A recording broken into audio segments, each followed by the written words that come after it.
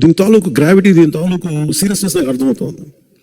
ఎందుకంటే ఒక డ్రకోనియన్ లా వచ్చినప్పుడు చాలా సున్నితంగా ఉంటుంది, పెద్ద ఇష్యూగా అనిపించదు. అది అప్లై చేసే కొద్దీ దాని అప్లికేషన్లో దాని తాలూకు మీరు ముందే సెన్స్ చేస్తూ ఉన్నారు. అంటే మీరు చెప్తాను ప్రతిదీ ఈ ఆంధ్రప్రదేశ్ ల్యాండ్ టైటిలింగ్ యాక్ట్ 2022 ఇది కైండ్ ఆఫ్ డ్రకోనియన్ లా.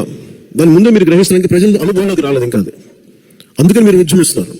ఇది ఖచ్చితంగా ఇది anti people act, anti constitutional, anti people, ప్రాథమిక హక్కుల్ని ఉల్లంఘించే చట్టం ఇది. కానీ నాకున్న ఎంత బలం మేరకు, నా శక్తి మేరకు ఈ చట్టాన్ని ఖచ్చితంగా దీన్ని అమలు కాకుండా చూసే బాధ్యత నేను తీసుకుంటాను. ముఖ్యంగా గత కొద్ది రోజులుగా నేను మాట్లాడుతున్నాను ల్యాండ్ టైటిలింగ్ యాక్ట్ పేరు మీద.